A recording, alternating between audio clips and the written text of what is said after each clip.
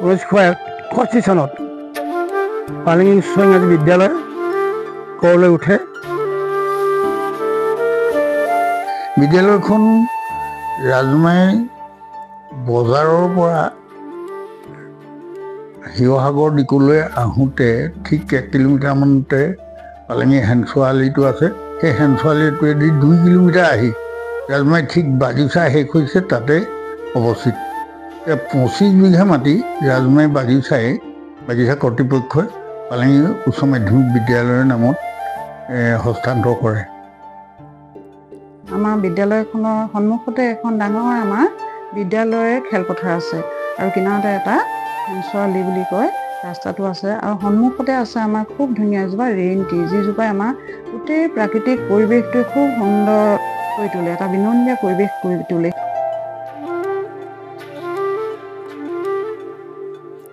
বিদ্যালয়খনৰ অৱস্থা একেবাৰে শোচনীয় হৈ পৰিছিলে 1979-80 চন। তেতিয়া ছাত্ৰ আন্দোলন চলি আছিলে। ছাত্ৰ আন্দোলনৰ সময়ত ধুমুহাত বিদ্যালয়খন ভাগি একেবাৰে চুচুমু হৈ পৰিছিলে। কিন্তু আমি বহুত চেষ্টা কৰি বিদ্যালয়খন আকৌ 120 ফুট দীঘল টিংপাত আৰু বাঁহৰ বেৰ আদিৰ সৈতে ধুনীয়াকৈ বনালোঁ। বনোৱাৰ পাছতে 1985 চনৰ ফেব্ৰুৱাৰী মাহৰ 1 তাৰিখৰ পৰা চৰকাৰীকৰণ হয়। সেই সময়ত পালেঙি হাইস্কুলখন প্ৰতিষ্ঠা হোৱাৰ যিটো গুৰুত্ব সেইটো অতিশয় এই অঞ্চলৰ সমস্ত বাসীৰ কাৰণে বৰ আশাপ্ৰদ আছিল। সকলোৱে বাঞ্ছা কৰিছিল তেনে এখন স্কুল ইয়াত হোৱা উচিত, কাৰণ ইয়াৰ আশে পাশে তেনে কোনো স্কুল নাছিল। এই অঞ্চলত থকা সকলোবিলাক ল'ৰা ছোৱালীয়ে মাধ্যমিক স্তৰ অতিক্ৰম কৰাৰ পিছত উচ্চ স্তৰত বা উচ্চ মাধ্যমিক স্তৰত পঢ়িবলৈ শিৱসাগৰ, ডিমৌ নতুবা এনেকুৱা আঁতৰৰ ঠাইলৈ যাবলগীয়া হৈছিল। বোকাপানী খচকি অসুবিধাজনক যাতায়াত ব্যৱস্থা অতিক্ৰম কৰি সেইবিলাক ঠাইলৈ যোৱাটো যথেষ্ট অসুবিধা আছিল। আৰু তদুপৰি এই অঞ্চলৰ জনসাধাৰণৰ সেই সময়ৰ অৰ্থনৈতিক অৱস্থা একেবাৰে শোচনীয় আছিল। 1950 চনত হোৱা বৰ ভূমিকম্পৰ পাৰ্শ্বক্ৰিয়া স্বৰূপে ইয়াত ধাৰাবাহিকভাৱে প্ৰলয়ংকৰী বানপানীৰ সৃষ্টি হৈছিল। কৃষিজীৱী জনসাধাৰণৰ অৰ্থনৈতিক কাঠামো একেবাৰে ভাগি পৰিছিল। গতিকে তেওঁলোকৰ ল'ৰা ছোৱালীবিলাক পঢ়াবলৈ অসুবিধা হৈছিল। মই মোৰ ব্যক্তিগত জীৱনত মাধ্যমিক স্কুল পাছ কৰাৰ পিছত মোৰ পঢ়া শুনা ইমানতে মই শেষ হ'ব বুলি ভাবিছিলোঁ। কিন্তু এই অঞ্চলৰ উদ্যোগী, এই অঞ্চলৰ শিক্ষাৰ প্ৰতি অসীম ধাউতি থকা অঞ্চলটোৰ ভৱিষ্যতৰ চিন্তা কৰিব পৰা ব্যক্তি এই অঞ্চলত ওলাইছিল। তেওঁ হৈছে আমাৰ পালেঙি হাইস্কুলৰ প্ৰতিষ্ঠাতা প্ৰধান শিক্ষক শ্ৰী স্বনামধন্য শ্ৰীযুক্ত খগেন্দ্ৰনাথ গগৈদেৱ। আৰু সেই সময়ত যদিও তেখেতে হাইস্কুলখন প্ৰতিষ্ঠা কৰিছিল, উপযুক্ত শিক্ষক সম্পূৰ্ণ অভাৱ আছিল। আনকি তেখেতো নিজেও সেই সময়ত স্নাতক হোৱা নাছিল। তথাপিতো স্কুলখন আৰম্ভ কৰিছিল আৰু বিভিন্ন স্তৰৰ শিক্ষিত বা অৰ্ধশিক্ষিত লোকক আনি এক প্ৰকাৰ ধৰি আনি বুলি ক'ব লাগিব যে আমাক পঢ়াইছিল। আমি যি সময়ত ইয়াত পঢ়িছিলোঁ হাইস্কুলত, সেই সময়ত আমি একেবাৰে খাটি অসমীয়াত ক'বলৈ গ'লে 12 মাহৰ 13জন শিক্ষক বুলি ক'ব পাৰি। এজন আহিছিল, কেইদিনমান পঢ়াইছিল, গুচি গৈছিল। এজন আহিছিল, কেইদিনমান পঢ়াই গুচি গৈছিল। আৰু বিজ্ঞানৰ শিক্ষক বা অংক শিক্ষক তেনেই একেবাৰে নাছিলেই। তেনে এটা অৱস্থাত আমি পঢ়িব লগা হৈছিল। আৰু বিশেষকৈ অৰ্থনৈতিক অৱস্থা একেবাৰে বেয়া আছিল। ল'ৰাবিলাকে দুই এজনে গৈ, যিবিলাক নিম্ন মধ্যবিত্ত শ্ৰেণীৰ লোক আছিল, তেওঁলোকৰ ল'ৰাবিলাকে গৈ যদিও অলপ ইফালে সিফালে পঢ়িছিল আঁতৰত, ছোৱালীবিলাক কিন্তু সিমানতে মাধ্যমিক স্তৰ পাছ কৰাৰ পিছতে তেওঁলোকৰ শিক্ষা একেবাৰে সাং কৰিবলগীয়া হৈছিল। তেনে এটা অৱস্থাত পঢ়ি বহুত কষ্ট অতিক্ৰম কৰি এই হাইস্কুলৰ পৰা HSLC হাইস্কুল লিভিং চাৰ্টিফিকেট পৰীক্ষা দিছিলোঁগৈ। আমাৰ দিনত পৰীক্ষা কেন্দ্ৰ আছিল শিৱসাগৰ, জয়সাগৰ এনেকুৱা ঠাইত, এই লোকেলি, আনকি ডিমৌতো নাছিল। বহুত কষ্টৰ সৈতে আমি পৰীক্ষা দিব লগা হৈছিল। বহুত কষ্ট কৰাৰ পিছত আমি কলেজীয়া শিক্ষকলৈ গৈছোঁ, কলেজত পঢ়িবলৈ গৈছিলোঁ। আৰু কলেজত পঢ়ি মই আনে গৌৰৱ নকৰিলেও মই বহুত কষ্টত পঢ়ি মই নিজে অকণমান গৌৰৱ অনুভৱ কৰোঁ। সেই সময়ত ডিব্ৰুগড় ইউনিভাৰ্চিটি মই ডিষ্টিংশ্যনৰ 10ম স্থানলৈ উত্তীৰ্ণ হৈছিলোঁ। এটা কথা মই নদী ক'ব লাগিব যে আমাৰ পালেঙি অঞ্চলটো, চৰুগুৱা অঞ্চলটো, থাওৰা, এইসকলৰ যিসকল ছাত্ৰ ছাত্ৰী বা শিশু আছিলে তেওঁলোকৰ পঢ়িবৰ কাৰণে তেতিয়া ওচৰত যিহেতু বিদ্যালয় নাছিলে, উচ্চ ইংৰাজী বিদ্যালয় বা উচ্চ মাধ্যমিক বিদ্যালয় নাছিলে, পালেঙি উচ্চ মাধ্যমিক বিদ্যালয়খন হোৱাৰ পৰা ইমানেই এটা সুবিধা হ'ল। ময়ে কৈছোঁ মোৰ কথাটো, সেই সময়ত হয়তো ডিমৌ বা শিৱসাগৰত গৈ মোৰ হয়তো পঢ়িবলৈ অসুবিধা হ'লহেঁতেন, মই হয়তো পঢ়া শুনাত আগবাঢ়ি যাব নোৱাৰিলোহেঁতেন। মোৰ লগৰে বা মোতকৈ আগৰসকলে এই বিদ্যালয়খন যেতিয়া স্থাপন হ'ল 1961 চনত, তেতিয়াৰ পৰা তেওঁলোকে ইয়াতে শিক্ষা গ্ৰহণ কৰিবলৈ সুবিধা হ'ল। দুই একে হয়তো দূৰলৈ গৈছিলে, কিন্তু আৰ্থিকভাৱে মাক দেউতাক টনকিয়াল নথকাৰ কাৰণে আধাতে তেওঁলোকে বিদ্যালয় এৰি দিবলগীয়া হৈছিলে। এক প্ৰকাৰে চাবলৈ গ'লে 1961 চনৰ পৰা ক্লাছ 7ৰ পৰা ষ্টাৰ্ট হোৱা বুলি ক'লে আমাৰ বেষ্টটোকে আমি প্ৰথম বেষ্ট বুলি ক'ব পাৰোঁ। যদিও আমাৰ আগত এইটো বেষ্টটো সেই টাইম প্ৰথম বুলি কৈছিল। সেই সময়ত আৰম্ভণিতে এই দুটা শ্ৰেণী শিক্ষকতা কৰিবলৈ আমাৰ প্ৰতিষ্ঠাপক প্ৰধান শিক্ষকে শিক্ষক যোগাৰ কৰিবৰ কাৰণে যথেষ্ট কষ্ট কৰিবলগীয়া হৈছিল। স্কুলখনৰ দুটা মধ্য ইংৰাজী বিদ্যালয়ৰ দুটা কোঠাত স্কুলখনৰ দুটা ক্লাছ আৰম্ভ কৰিছিল আৰু মধ্য ইংৰাজী বিদ্যালয়ৰ টিচাৰ্ছ কমন ৰুমেই উচ্চ ইংৰাজী বিদ্যালয়ৰ টিচাৰ্ছ কমন ৰুম আছিল। প্ৰতিষ্ঠাপক প্ৰধান শিক্ষক খগেন্দ্ৰনাথ গগৈ অনুৰোধত সেই সময়ত মধ্য ইংৰাজী বিদ্যালয়ৰ শ্ৰীযুত স্বৰ্গীয় যোগেশ্বৰ বৰগোহাঁই, ৰাজিদুল ইছলাম বৰা, খগেশ্বৰ চেতিয়াকে প্ৰমুখ্য কৰি এম ই স্কুলৰ 3-4গৰাকী শিক্ষকে শিক্ষাদান কৰি সেই সময় উপযোগী সহায় আগবঢ়াইছিল। কিন্তু তেখেতলোক এখন চৰকাৰী বিদ্যালয়ৰ শিক্ষক হৈ অইন এখন বিদ্যালয়ত তেনেদৰে নিয়মিতভাৱে শিক্ষাদান কৰাত যথেষ্ট অসুবিধাও আছিল। গতিকে অন্য ফালৰ পৰা আমাৰ প্ৰধান শিক্ষক ডাঙৰীয়াই শিক্ষক যোগাৰ কৰিবলৈ যত্ন কৰিবলগীয়া হৈছিল। তেখেতৰ লগৰ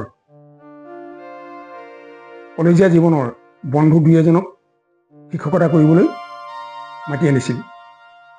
সেইসকলৰ ভিতৰত আমি নাম ল'ব পাৰোঁ এজন তুলন গগৈ, পৰৱৰ্তী অৱস্থাত তেখেতে মৰাণ ছোৱালী হাইস্কুলৰ প্ৰতিষ্ঠাপক প্ৰধান শিক্ষক হৈ ৰিটায়াৰ কৰিলে।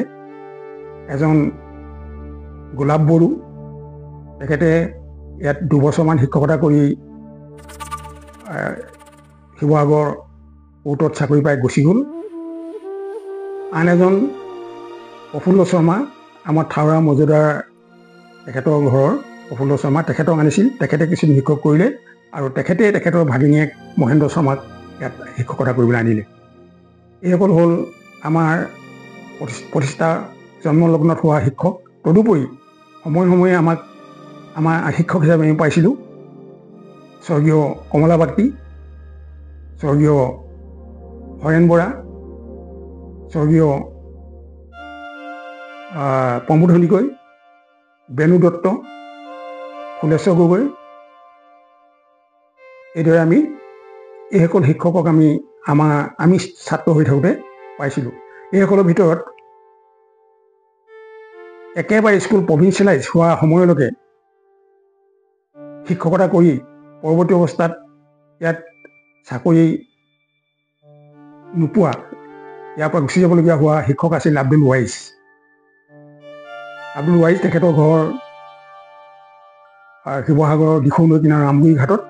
তাৰ পৰা চাইকেল কৰি আহি তেখেতে ইয়াত ছায়েন্সৰ বিজ্ঞানৰ শিক্ষক হিচাপে, অংক বিজ্ঞানৰ শিক্ষক হিচাপে এই স্কুলখনত জন্মলগ্নৰ পৰাই সহায় কৰিছিল। কিন্তু পৰিতাপৰ বিষয়, তেখেতে চৰকাৰী হোৱা সময়ত প্ৰভিন্সিয়েলাইজ হোৱা সময়ত উপযুক্ত শিক্ষা নথকাৰ বাবে তেখেতে ইয়াৰ পৰা আঁতৰিবলগীয়া হ'ল। পৰৱৰ্তী অৱস্থাত নুৰুল ইছলাম বৰা, আমাৰ ৰাজমাই লগুৱাবাৰী, তেখেতে আহিছিল। হেমৰাজ আগৰৱালা, তাৰাপ্ৰসাদ ভৰালী এনেকৈ এইসকল আহিছিল।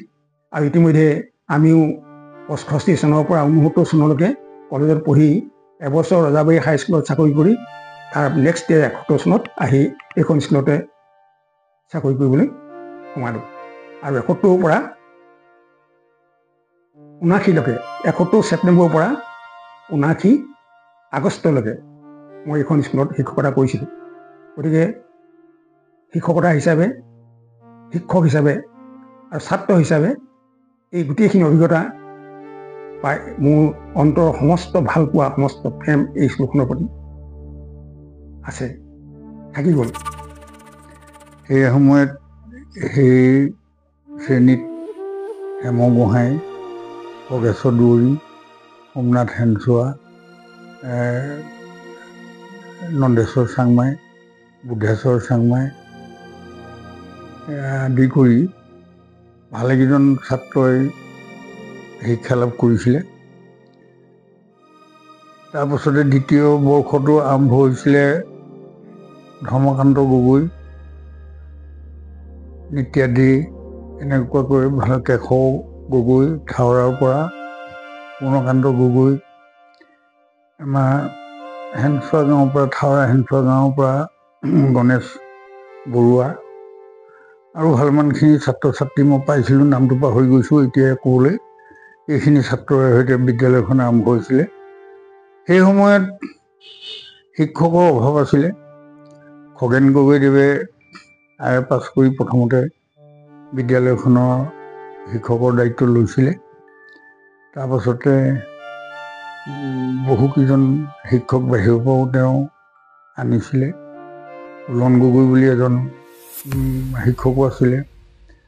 তাৰপাছতে ফুলেশ্বৰ গগৈ, তেওঁ ভায়েক, খগেন গগৈৰ ভায়েক, পালেঙি ধ্যান গাঁও, তেওঁ শিক্ষকতা কৰিছিলে। স্কুল আজি ডেস্ক বেঞ্চবিলাক চব বাঁহৰে বনোৱা, কাঠৰ নাই তেতিয়া।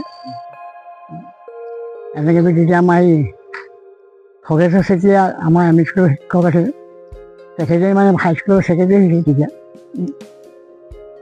গৈ তাৰপাছত আমাৰ কয় মই সেই চনটো পাহৰিছোঁ, 61 চনত কোন চনত শিক্ষক তেনেকৈ নাই নহয়, দৰমহা নাই। তেতিয়া বাহিৰে বাহিৰে শিক্ষক আহে, আকৌ গুচি যায়। আমাক কয় যেতিয়া মানে খগেন গগৈয়ে BA পৰীক্ষা দিবলৈ ছুটি হ'ল, তেতিয়া আমি কমলা বাগচি, হৰেণ বৰা আৰু আমি তেতিয়া মানে 3 মাহমান আকৌ স্কুল আমি চলালোঁ। চলাই তাৰপাছত আকৌ বাৰীত তেওঁলোকে জইন কৰিলে, আমি স্কুলৰ পৰা আঁতৰি আহিলোঁ। ধুমুহাই কেইবাৰ ভাঙিছে ঠিক নাই হ'ল। আকৌ তেতিয়া ৰাইজৰ অৱস্থা আমাৰ পালেং ৰাইজৰ অৱস্থা বৰ বেয়া, তেতিয়া বানপানী গতিকে আছে, চাকৰি বাকৰি কৰা মানুহ নাই। সেই সময়ত আমাৰ পালেঙিত মানে 1953 চনলৈকে এজন মেট্ৰিকুলেট মানুহ নাই। পালেঙি আমি স্কুল যেতিয়া গান চাব এজন, তেতিয়া আই বুলি কয় ইণ্টাৰমিডিয়েট, এইটো এতিয়া বৰ্ডত ছেকেণ্ডেৰীলৈ আনিলে, এইটো হায়াৰ ছেকেণ্ডেৰী কৰিলে। তেতিয়া কমলদৈ বৰুৱা বা কীৰ্তি দত্ত বুলি এজন মাষ্টৰ আনিছিল স্কুল গান চাবৰ কাৰণে। আমি কেনেকৈ আই পাছ মানুহটো চাবলৈ গৈছিলোঁ। দৰমহাটো আমাক প্ৰাইভেট 30 বছৰ দিন নল'লোঁ। কেনেকৈ কি চলিলে তেহে জানে। 1975 চনত 375 টকা পাইছিলোঁ। 1985 চনৰ পৰা 500 টকা হৈছিল। তাৰপৰা একেবাৰে চাকৰি শেষত 9000 কেইটকা পাইছিলোঁ। ইয়াৰ পাছতে 1985 চনত বিদ্যালয় প্ৰাদেশিকৰণ হ'ল। মই আগৰখিনি কৈছোঁ, 1973 চনত বিদ্যালয়খনে প্ৰথম যিটো চৰকাৰী অনুদান পাব লাগে সেইটো পাইছিলে। 9-10 যেতিয়া ৰিকগনাইজ হ'ল, প্ৰভিঞ্চিয়েলাইজ হ'ল, তেতিয়া 1984 চনত দ্বিতীয়টো গ্ৰাণ্ট পালে। তেতিয়া মেক্সিমাম এডহক গ্ৰাণ্ট 2500 টকা পাইছিলে। আৰু সেই সময়তে আমাৰ দৰমহা নিৰ্ধাৰণ কৰিছিলে চাৰি শিক্ষকে। তাৰ আগতে আমাক 100 টকাহে দি আছিলে। পালেঙি হাইস্কুলখন মোৰ কাৰণে এটা আৱেগ।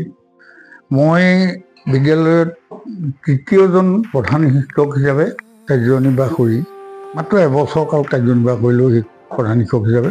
তৃতীয়জন প্ৰধান শিক্ষক প্ৰথমজন হ'ল খগেন গগৈ, প্ৰতিষ্ঠাপক প্ৰধান শিক্ষক। তাৰপাছতে দ্বিতীয়জন হ'ল স্বৰ্গীয় সূৰ্য বৰুৱা বৰ্তমান স্বৰ্গীয় হৈছে তেখেত। তাৰপিছতে মোৰ পিছতে বৰ্তমান জীৱিত হলিৰাম দত্ত চতুৰ্থজন, পঞ্চমজন প্ৰধান শিক্ষক হৈ বৰ্তমান প্ৰয়াত হৈছে জীৱকান্ত গগৈ, আমাৰ এসময়ৰ ছাত্ৰ আছিলে। তাৰপিছতে এতিয়া ষষ্ঠজন হ'ল ৰজনী গগৈ।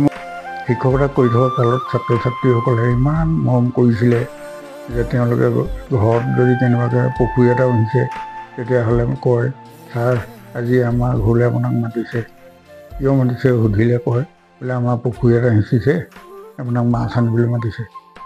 আমি মাছ আনিবলৈ যোৱাতকৈ তেওঁলোকৰ যিটো অনুৰোধ সেইটো ৰক্ষা কৰিবলৈহে তেওঁলোকৰ ঘৰলৈ বুলি আমি ঢাপলি মেলিছিলোঁ। ইমান মৰম চেনেহ আছিলে ছাত্ৰ ছাত্ৰীসকলৰ। এতিয়াও দেখিলে দূৰৰ পৰাই ল'ৰা ছোৱালীবিলাকে আমি পঢ়োৱা ছাত্ৰ ছাত্ৰীসকলে আৱেগত একেবাৰে ওচৰ পাইহি আহি সেৱা কৰেহি, ভাল লাগে। তেওঁলোকলৈ মনত পৰে, পূৰ্বৰ কথাবিলাকলৈ মনত পৰে। পালেঙি অঞ্চলটো বানপীড়িত অঞ্চল। আপোনালোকে দেখিলেই গম পাব যে পালেঙি হাইস্কুলৰ পিছফালে এতিয়া য'ত আগৰ ঘৰটো অৱস্থিত, সেই ওখ স্থানডোখৰ বানপানী হ'লে মানুহে আশ্ৰয় ল'বৰ কাৰণে প্লেটফৰ্ম হিচাপে গঠন কৰিছিলে।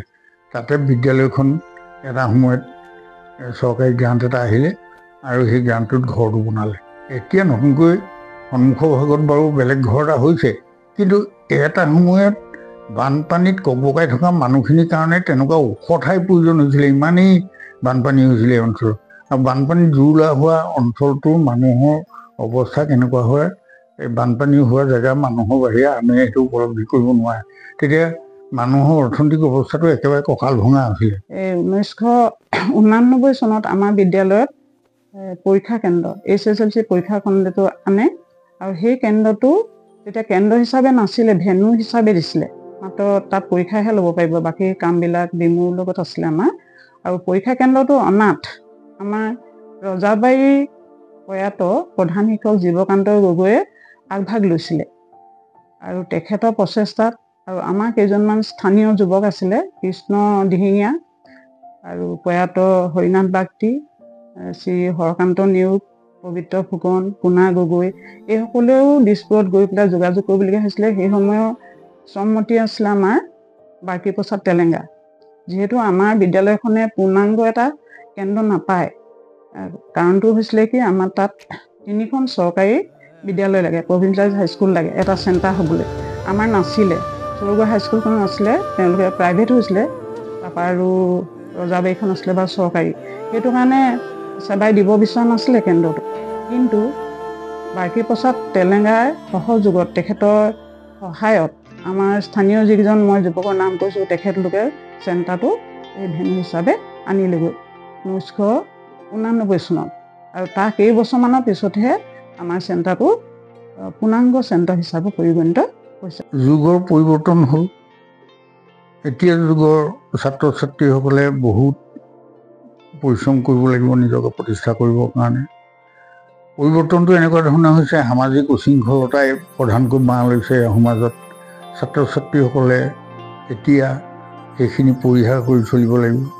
তো সিদিনাখন মই ডক্টৰ হিতেশ ডেকা, নগাঁও কলেজৰ অধ্যক্ষ, তেখেতে এটা বৰ ডাঙৰ কথা কৈছিলে যে ছাত্ৰ ছাত্ৰীসকলে পিতৃ মাতৃসকলক, সমাজৰ বয়োজ্যেষ্ঠসকলক সন্মান জনাবলৈ শিকিব লাগিব, তেতিয়াহে আচল শিক্ষা পাইছে বুলি আমি ধৰি ল'ব পাৰিম। আৰু এটা দ্বিতীয়তে কথা হ'ল কিটো, ছাত্ৰ ছাত্ৰীসকল কেৱল মাত্ৰ ডাঙৰ হৈ শিক্ষা লাভ কৰি মুকলিকৈ ধন ঘটাৰ যিটো প্ৰয়াস কৰিছে, অৰ্থাৎ এইটো সহজ উপাৰ্জিত ধন, কষ্ট উপাৰ্জিত নহয়, সেইটোৰ প্ৰতি ল'ৰাবিলাক ধাৱমান হৈছে। সেইটো ত্যাগ কৰি আমি আমাৰ সমাজখনক ঠনধৰাবৰ কাৰণে আমি শিক্ষাৰ লগে লগে অন্যান্য কৃষি কাৰ্য বা যিখিনি আমাৰ সামাজিক কৰ্ম, এইখিনিতো খুব মনোযোগ দিব লাগিব। সমাজখনো ঠন ধৰাব লাগিব, সমাজখন শুদ্ধ কৰিব লাগিব। এনেধৰণৰ বৃহৎ প্ৰত্যাহ্বানৰ সন্মুখীন হৈ আহিছে। আমি ভৱিষ্যতে আশা কৰিম যে সকলো ছাত্ৰ ছাত্ৰীয়ে নিজকে সমাজৰ লগত আৰু নিজকো বচাই ৰাখি সমাজখনক ঠন ধৰাই উচিত দিশত এই সমাজখনক আগবঢ়াই নিলে পালেঙি অঞ্চল এটা সময়ত জাকত জিলিকা অঞ্চল হ'ব বুলি আমি আশা কৰি থাকিম। আমাৰ বিদ্যালয়খনৰ কাৰণে এটি ডাঙৰ অনুদান বুলি ক'ব লাগিব। 7,38,46,00,000 টকাৰ অনুদান পাইছোঁ আমি। 2024 চনৰ ডিচেম্বৰৰ পৰা কাম আৰম্ভ হৈ আছে আৰু বৰ্তমানো কাম পূৰ্ণগতিত চলি আছে আৰু হয়তো 6 মাহৰ ভিতৰত আমাৰ বিদ্যালয়খনে সুন্দৰকৈ এখন মানে বিদ্যালয়ৰ পাব, শ্ৰেণীকোঠা ল'ৰা ছোৱালী পাঠদান কৰাৰ সুবিধা পোৱাকৈ। আৰু অলপ দিনৰ আগতে SSৰ পৰা আমি 2টা লেট্ৰিনৰ কাৰণে অনুদান পাইছিলোঁ, সেইখিনিও কাম চলি আছে। ইতিমধ্যে 1961 চনত প্ৰতিষ্ঠা হোৱা স্কুলখনৰ পৰা প্ৰায় 60টা বেচ ওলাই গৈছে আৰু বিভিন্ন ক্ষেত্ৰত সেই ওলাই যোৱা ছাত্ৰ ছাত্ৰীসকল নিজকে প্ৰতিষ্ঠা কৰিছে আৰু নিজকে প্ৰতিষ্ঠা কৰাৰ লগে লগে অঞ্চলটোৰো অৱদান আগবঢ়াইছে। আগৰ শিক্ষকসকলে বহু কষ্টৰ মাজেদি এই বিদ্যালয়খন চৰকাৰীকৰণ কৰিলে। বৰ্তমান যিসকল শিক্ষক শিক্ষয়িত্ৰী এই বিদ্যালয়ত নিয়োজিত হৈ আছে, তেখেতসকলে আমাৰ এই পালেঙি অঞ্চলৰ শিক্ষানুষ্ঠানখন ভৱিষ্যতে যাতে আৰু উন্নত দিশত আগবাঢ়ি যাব পাৰে, তাৰ বাবে তেখেতসকললৈ মই এটা অনুৰোধ ৰাখিছোঁ।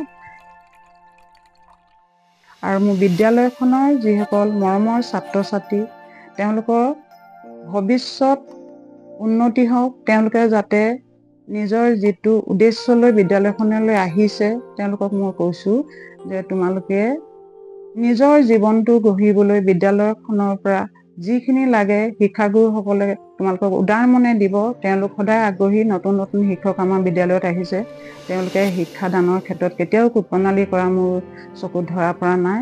আগ্ৰহী তেওঁলোক। তোমালোক আগবাঢ়ি আহিব লাগিব। ছাৰ বাইদেউসকলে তোমালোকৰ শিক্ষাদান কৰিবলৈ আগবাঢ়ি আহিছে, সদায় দিব। আৰু কিন্তু তোমালোকে একাগ্ৰতা আগ্ৰহে শিক্ষা ল'বলৈ আগবাঢ়ি আহিব লাগিব। আৰু মই আশা কৰিছোঁ তোমালোকে শিক্ষা লাভ কৰি জীৱনত একোজন ভাল নাগৰিক হৈ উঠিবা আৰু আমাৰ অঞ্চলটোলৈ গৌৰৱ কঢ়িয়াই আনিবা, বিদ্যালয়খনলৈ গৌৰৱ কঢ়িয়াই আনিবা।